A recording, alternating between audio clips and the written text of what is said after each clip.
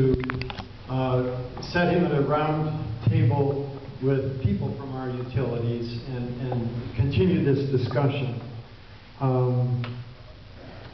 So I get to ask the first question, and then we'll leave it up to you. Says who? I know. I bought this microphone. I've heard that one before.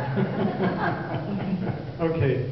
So I'd like to, one of the questions that often comes up is, gee, Nebraska is #3 in wind potential in the United States. #3, but we're down in the 20s in terms of utilizing it. But the wind doesn't always blow. So how do you integrate wind and, you know, from your experience in Colorado and so on? And then I'll let you handle the other questions. Sure. In 2004, Colorado passed on the ballot the first actually in the country, renewable portfolio standard, 10% by 2020 by the utility on the ballot for the folks. Xcel Energy spent millions of dollars trying to defeat that ballot initiative. They lost. They were very vocal in their opposition to it. Within 2 years, they had turned on a dime and become advocates for the very policies that they had opposed on the ballot. The legislature then doubled it from 10% to 20% in 2007, and then increased it from 20% to 30% in 2010. That's the history of RPS in Colorado. So Xcel went from very little, almost no, they had a little bit of wind in 2004 when that first ballot measure passed. They went from that to being the largest wind producer in the country over the next 7 years. So by 2011, between Minnesota and Colorado and some in Wisconsin and some in Texas, Xcel is the largest wind producer. So they have had to learn how to run their system with copious amounts of variable energy like wind. The wind in Colorado is probably as good as the wind in Nebraska in terms of capacity factor. Here and there, we have much better spots than anybody in the country probably, but mostly your state's got great resources everywhere. That's my reading of it. But the trick is to engineer and run your systems so that you can do this. Now, it's actually a very complicated procedure that takes rooms full of operating engineers to do. But they've basically learned how to do it. They learned how to predict wind better, so they know when the ramps are coming, so they can gear up for that. They've built gas plants that are more natural gas generating plants, which are more easily ramped up and down than coal units. They've used those. They've changed the way in which they run their pump storage facility, which used to basically just be used to pump water uphill during the night and run it through the generators during the day, and that's all they did with it. But now they use it for balancing. They actually use it for load following, something they didn't do before. On and on and on it goes. Bottom line, Xcel is, I think, masterfully learned how to balance a system, and they're not the only ones. I mean, there's utilities, lots of places which are doing this, but they're very good at it. I've toured their control rooms several times, and I've talked to their engineers. And you know, that's a challenge to the engineers, but what would engineers be without challenges, right? And that's, you want to feed them challenges. So they figured it out. They've become very good at it. And just to give you a sense of how much wind they have now available, there were 2 hours, I think it's October of 2011, in which the wind on their system was 56% of the energy being produced in that hour. Okay, they had gotten that good. And this is a reliable operation. This isn't skating on the edge. This is actually meets all of the NERC requirements for spinning reserve and all kinds of things like that. They've got all that figured out. So if you want to add wind, you have to be resolute about it. You have to basically put it into your planning. You know, so the next fossil plant you build should be of a type that can match up well with the wind resources, or for that matter, with the solar resources that you all have. So it's not a one-for-one backup. It doesn't really work that way. And you know, you rely on all the things that they're supposed to rely on, including own reserves and shared reserves. I'm sure you've got shared reserve agreements in this state, and you have them between, certainly within the Southwest Power Pool, you're going to have sharing agreements. So you just make all that work. Again, it should not be up to us mere mortals to figure out how to run a utility system. That's not our job. I can just tell you that the arguments that this can't be done are wrong. It can be done. Yes, sir. Since Colorado ramped up so much with wind, how much more backup capacity do they have to build to match up with that extra wind? What do they have to build in? Basically, very little, because the system was built to meet the capacity needs with basically shaft-driven and with dispatchable, and then the wind is used to displace fuel, essentially what it is. Now, they had a problem for a while. Problem is not quite the right word. They had a situation where they were bottoming out on their coal units. They couldn't turn down their coal units anymore, and when you do that, you lose efficiency of the coal units. That problem went away as they added another planned gas unit to the system. So, again, in the lower ranges of these numbers, in the on an energy basis, 5 and 10 and 15%, you're really not inviting a lot. It's when you get into the 20s and 30s that you start to see bigger challenges and where you will have to literally design the system.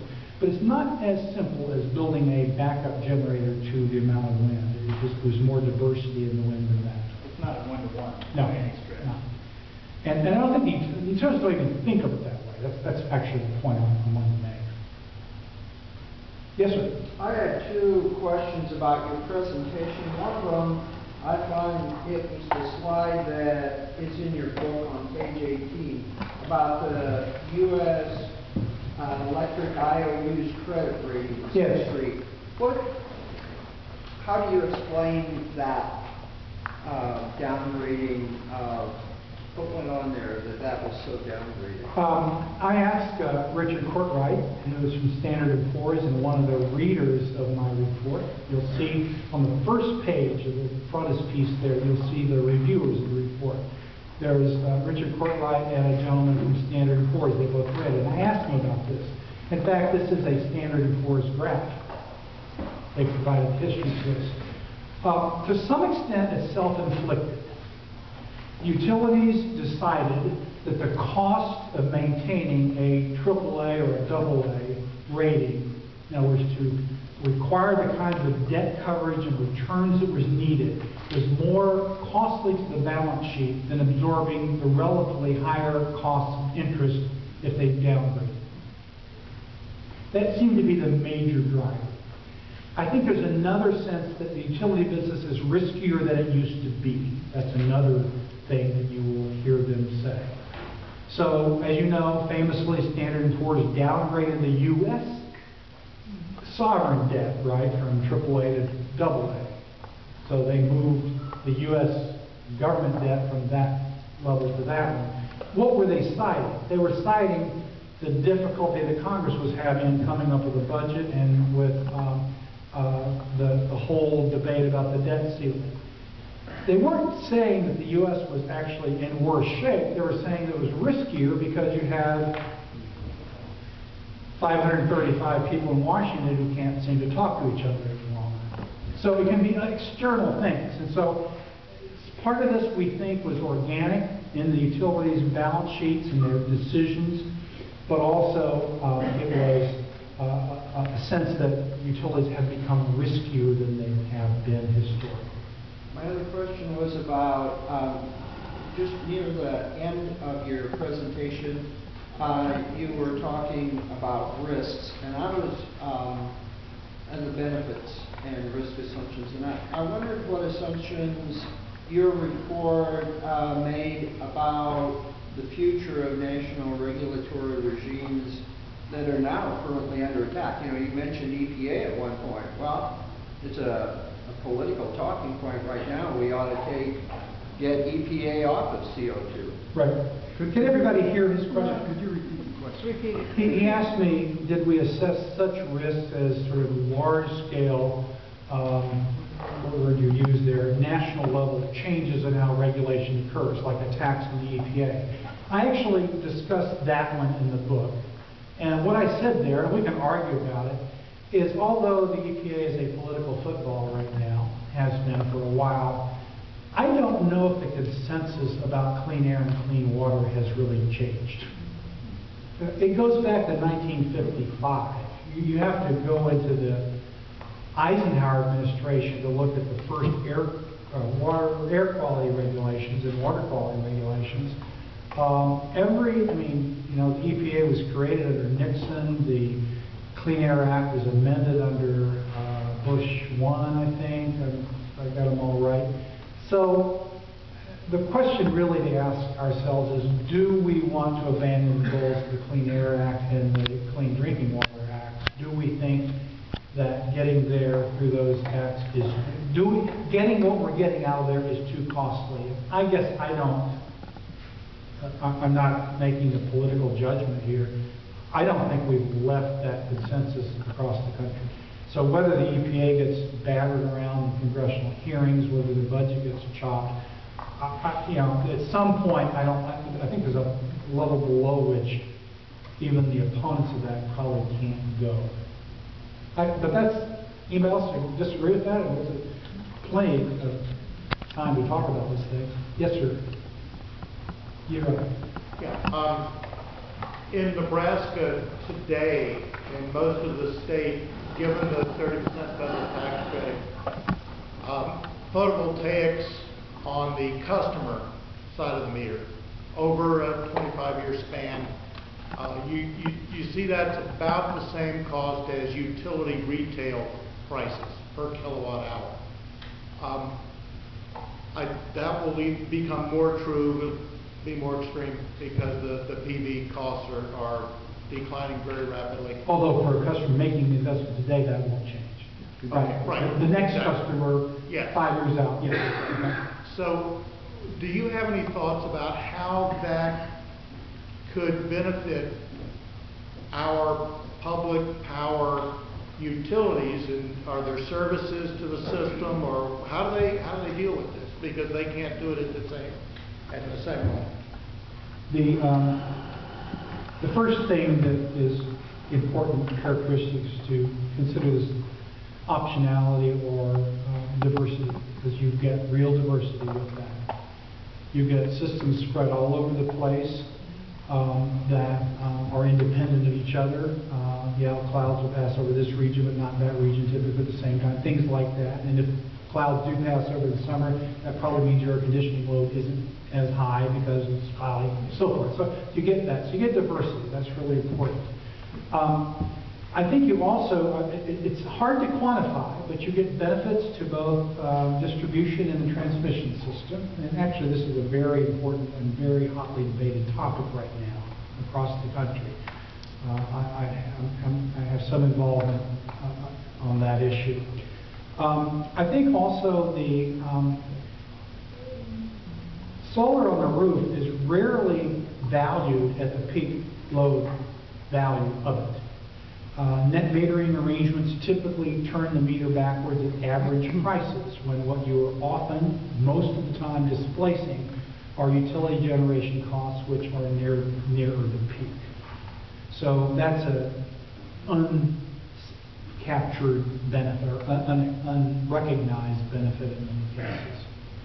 I'll tell you, Colorado, we went pretty big on distributed generation. I don't know where our ranking is nationally, but this was all within that 2% I talked about. And this is, that's still all it costs utility customers. And my private view, actually it's my public view when I was commissioner, is that solar photovoltaics on roofs are actually a system resource. They happen to be sitting on somebody's roof, but since the system is integrated, it's a grid, those electrons flow everywhere anyway. And so I view them as system resources, and the homeowners who install them as hosts for that generation. That's my view of it. So I'm not as moved by the argument that it's the wealthy being subsidized by the poor. I don't see it that way. Because you said yourself that the break-even point for a solar system, what's your internal rate of return, you've assumed? I mean, how many years to break-even point? 10, 12 today. Okay, so that's 4%, 5%, something like that, internal rate of return. Is that a good return on your money? Well, it is today compared to CDs, I guess. If you invested that money in the stock market this year, you've done a lot better than that. So 4 to 5% return, again, you have to be careful what we're talking about here. That's not a great investment. And, you know, I don't know what the smart money is earning these days. It's probably near the historic levels. What's your average return for a couple of years now of a stock fund? Is it 7, 8, something like that, probably? So what I'm getting around to saying is that there's lots of reasons people put solar on the roof. Making money probably isn't the first one reason, because it's not a great investment. It's an okay investment. And you're also not counting the environmental benefits, societal environmental benefits. That's just not in the equation. You're talking about your utility bill versus your utility bill with and without. You know, again, if you want to do your part in reducing this or cleaning up that or whatever, there is that benefit. It's only at this point a bragging right, but yeah. So we have a lot of distributed generation installed called DG. The cost of that is plummeting. Utility support for that is now fairly low. There's not much money going into those systems anymore from utilities. A long way to go, and that's one of the reasons the Department of Energy has launched the so-called Sunshot Initiative. We're trying to bring the price of solar in the United States down to about $2, $1.50 a watt installed. It's probably $5.50 to $6.50, somewhere in there right now. Lower than that, okay. In Germany, remarkably, Germany, you know, they've done you hear all, be careful what you hear. I have another slide that usually says, don't believe everything you think. It's really good advice in the following sense. You'll hear a lot of things about Germany, most of which what you hear isn't true. I was there for 3 weeks this year at different times, and I toured the German solar industry. And yes, they have paid fairly richly for solar, but they've also been ramping that down as the cost of solar is falling. And the cost of installing solar in Germany is about half what it is in the United States. Their rolled-in cost per watt is $2.24. That's all installations of solar photovoltaics. In the U.S., it's $4.44. It's thought that the main difference is in regulation, in local licensing costs, inspections, and all the sorts of things that we go through anytime we make a change to a house. You know, change to your mortgage indenture, and on and on and on. In Germany, basically, you want to put a solar panel up, you put a solar panel up. And you tell the utility, pick it up, you know, pick up the energy. And that's pretty much it. So they have very low costs. So the U.S. is looking at that, trying to drive down. So when we talk about the cost of solar in the United States, it's not necessarily the cost of solar. It's our cost of solar. And I think there's a long way down we can go from that. So where was this all going? So I was beginning to say, so I view this as a system resource, so I'm interested in DG. Now DG is more expensive than utility scale solar. So I was a big proponent in Colorado of utilities not putting all their money in distributed generation, small systems. We built a lot of solar projects on the 2, 5, 10, 20, 30, and so forth megawatt size. And we're slouches compared to California, which, of course, Colorado, I always tell people, if you want to compare us to California, just add a 0 to whatever number you're doing, you know. Number of people, add a 0, and you pretty much get the same number. So for our size state, I think we did pretty well on a lot of these measures. But, you know, I guess time will tell. But again, I think we have a satisfied utility, and we certainly have satisfied utility customers. Let me see if anybody else has. I got a couple in the back who've been waiting. We'll come back around to you. Back to yes, sir. You. Who should I ideally change your Say it again, please. Who should ideally be seeing your presentation? Not you, apparently. Well, I'm just an ordinary citizen. Yeah. I can write a letter to the newspaper, to the governor, and that type of thing, but who should be seeing your presentation? Well, in my work with Bill Ritter at Colorado State University, we offer our services to governors and legislators and regulators around the country. And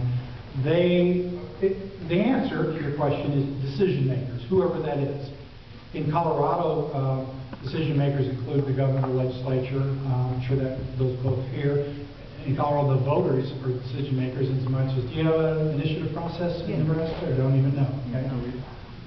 You know, I mean, so to that extent, talking to ordinary citizens is probably profitable. You tell me. I mean, I'm doing this as a part of my self-described outreach for, you know, the message that the Center for the New Energy Economy wants to bring around. I was privileged to be asked to come here by Senator Haar, and he and I have talked to some of the board members and staff of the public power districts. I think there's more conversations that can happen there. I don't know. You tell me. You tell me who can tell you that. Do you have an answer to his question? I have an answer. What's that? Contact your local utility. Okay. I would tell you that I like the presentation, and I think the utilities would agree with the points you raised about the factors we should be considering. The good news is that the major utilities in the state are doing those things. We're all right now engaged in integrated resource planning processes. If you're an OES customer, your next opportunity is October 2nd at the NET building at 6 o'clock. We're going to have another public meeting on our integrated resource plan. But my advice is get engaged with your local utility. That's where the decisions are being made. We went to a meeting there, and there was just me and my mom. Call your friends. Yes. How are utilities approaching determining how much money to invest in energy efficiency? What are the factors that they should be looking at? And those of us who are advocates for energy efficiency, what should we know about that? This is the answering this question we got thrown out of the last meeting, so I'll try and change my language a little bit. First of all, it's up to somebody in a position of authority, and whether that's the board of the public power districts or the governor or the legislature or whatever, to set goals. I mean, I really think the state needs to confirm that this is something we want to see happen. As I showed you, EE ends up as the least cost and least risk. Now, there's a little bit of a stinger in that tail, though, and I think you know this. When you say it's least cost, it's least cost for the utility to acquire as a system resource. That's kind of a negative resource, right? It's a non-sale, it's a non-load. But it's real in the sense that it means that they need to produce less power. Inside the utility, the cost of that is typically spread to everybody. The benefits are are more concentrated on the participant than the non-participant. All right? And I was the consumer advocate for Colorado, and I used to think about this and say, why should I pay for my next door neighbor's energy efficiency program, even if that's the cheapest way the utility has to? It's kind of a conundrum. It's sort of a one-in-many problem or something like that. And then when I became chairman of the commission, I thought about this again. It was years later. And I thought, if we make these programs available to everybody, and somebody is not a participant, doesn't want to take advantage of it, but that's their own darn fault. Is that better? So, it sounds a little cold, and you have to be careful here because some populations, particularly low income, probably don't have whatever capital they have to provide to put into that in many cases. So there's barriers, there's limitations to that. But for the broad swath of customers, I don't think we should be worried about the non-participants if they are by choice non-participants, because it's still what the utility should be doing. That's the first point. The second point is you need to set a goal that's not spending, but savings. And a good sort of number right now across the country, I would call it upper ranges of best practices, although not the best practice, is to look at a goal north of 1% of load a year, maybe ranging up to 1.5%. Now, some states, Arizona has a 2% goal per year for utility load. So if your load is, 2 gigawatts, then you're supposed to come up with 40 megawatts of savings or something like that. That's an aggressive goal, the one in Arizona. Colorado's about 1.2%, something like that, I think. When I left the commission, it was about 1% and growing. So I think they're about that. And if you want a website to look at, go to ACEEE.org, ACEEE.org. That's the American Council for an Energy Efficient Economy. They're an advocacy organization, but they're also a tremendous resource in terms of what they posted there. Look what states are doing. And they rank all the states on their energy efficiency activities. I don't know where Nebraska ranks. Colorado has bounced around from about 19th to 12th most recently in the country, but there are plenty of states ahead of Colorado, and I would like to see us do better. So, again, this is a public power system. You are all, in some sense, voters. I don't know your processes. I know the board members are elected. I also know that there's no surprise that although there's a lot of people in this room, that's many fewer people than the population of Omaha, Nebraska, okay? Or Lincoln, Nebraska, for that matter. And so there's you're all in the choir here, but there's a lot who aren't. And you probably shouldn't think of utilities and their regulation as an Ionian democracy where everybody goes to the town square to vote. It doesn't work that way. It shouldn't be that way. This is an expert-required enterprise. This is complicated stuff. These are expensive decisions and all that kind of stuff. Not everybody's cut out for that. But you need, again, in my view, the leadership in the community to be engaged with the companies. And the elusive thing that I think what's elusive and hard to come by is a statement of what we want as an outcome. I'll bet you the utilities would say the same sort of things as the CEO said here, up to a point. Tell us what you want. If they hold a meeting and 2 people come, they're going to, by default, have to make a decision about what you want. So it requires some activism. Now, in the Colorado situation, and in many other states where you have a lot of investor-owned utilities, it was 62% of Colorado's power was investor-owned, about 15% was municipals, and the balance rural electric cooperatives. And you have a legislature very engaged in that. In the 4 years that I was chairman, Governor Ritter signed 59 pieces of legislation having to do with the new energy economy in Colorado. So we really rolled out, with the cooperation of the legislature, a vision for the state, and that will persist.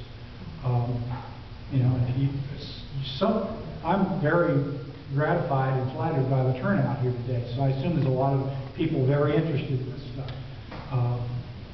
Yes, sir. I have a question.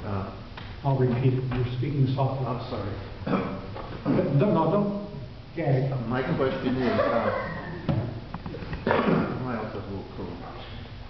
my question is with the grid. What are we going to do to expand that grid? Because a lot of times we run into a problem where they're not buying the purchase agreement just simply because there isn't grid capacity. And I think that is a more serious problem at the moment than finding people willing to build alternative energy plants or even nuclear plants. The question has to do with how do we expand the grid, and by that I think you mean mainly the transmission network. Correct. To pick up willing sellers of renewable energy around the state. Or any type of thing. Well, again, I don't want to propose a simple solution because there isn't one. What we did, and actually Minnesota is probably the better example, you might want to look to what they did. They developed a program up there called CapEx 2020. And it was a legislatively sanctioned agreement of where the areas, the target areas in the state were, where we should build transmission.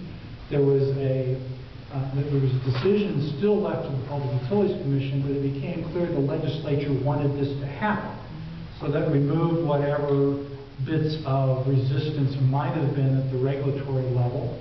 They gave the utilities a little bit of inducement. It wasn't rich, but they gave them a little bit more to undertake transmission investment that they might not otherwise take. I mean, with the understanding the utility wants to find the best place to invest its money, so they cured some of that.